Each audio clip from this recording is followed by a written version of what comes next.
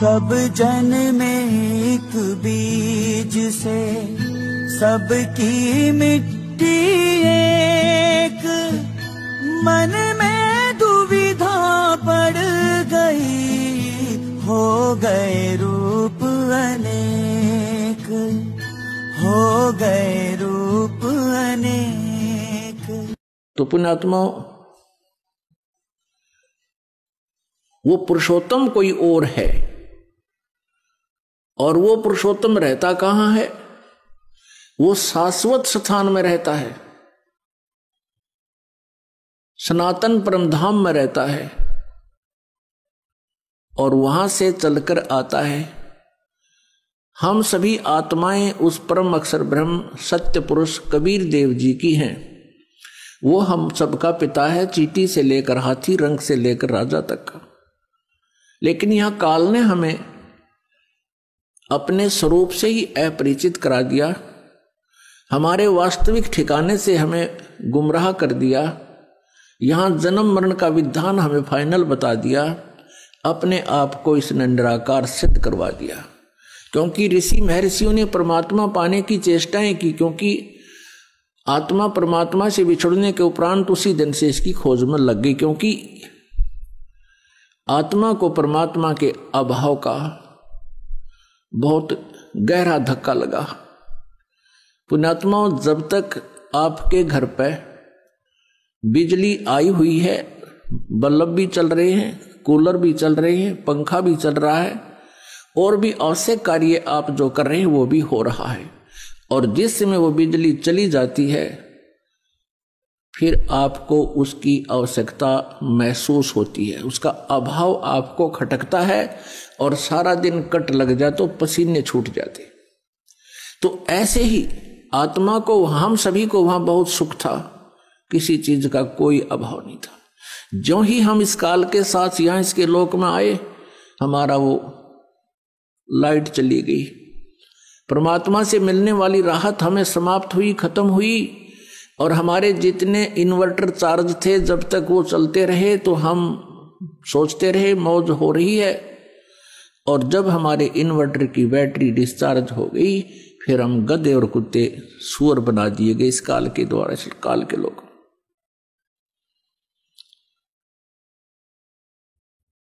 तो पुण्यात्माओं, उस परमेश्वर की तलाश हमने उसी समय से शुरू हो गई, क्योंकि सबसे पहले हम सभी को इस काल ने अपने कृत्रिम स्वर्ग लोक में रखा।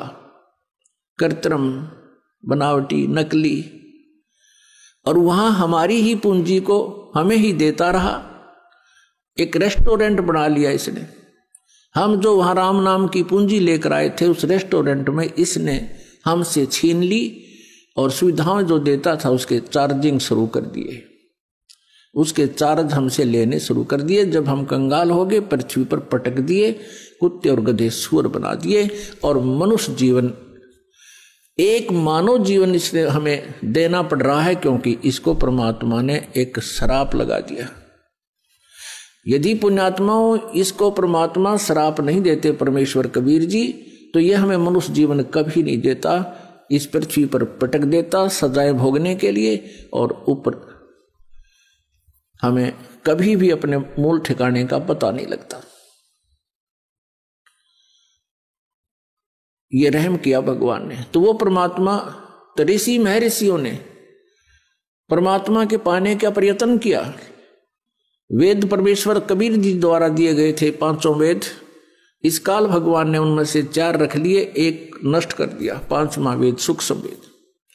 उस सूक्ष्म वेद के अंदर सभी जानकारी थी, हम कौन हैं, कहां से आए हैं, हम यहां कैसे फंसे हैं, और वापस सवलोक जाने का, अपने सतलोक जाने का कौन सा मार्ग है, कौन सी विधि है, कौन सी वे ऑफ वर्शिप है, पूजा की विधि है, उसमें पूरी डिटेल से लिखा हुआ है। जैसे गीता जी अध्याय नंबर 4 के श्लोक नंबर 32 में गीता ज्ञानदाता कहता है कि जो आपने ज्ञान सुना है अध्याय नंबर 4 के 25 से लेकर 31 तक, कोई कैसी साधना करता है, कोई देवताओं को पूजता है, कोई केवल योग अभ्यास ही करता है, कोई स्वाध्याय करता है, कोई अहिंसा के कठिन व्रत रखता है, मुंह पर पट्टी बांध ली, नंगे पैरों घूमना, ये सब साधनाएं कर रहे हैं, लेकिन अपनी अपनी साधना को ये पापनाशक ही जानते हैं। लेकिन चौथे अध्याय के 32वें श्लोक में कहा है कि वो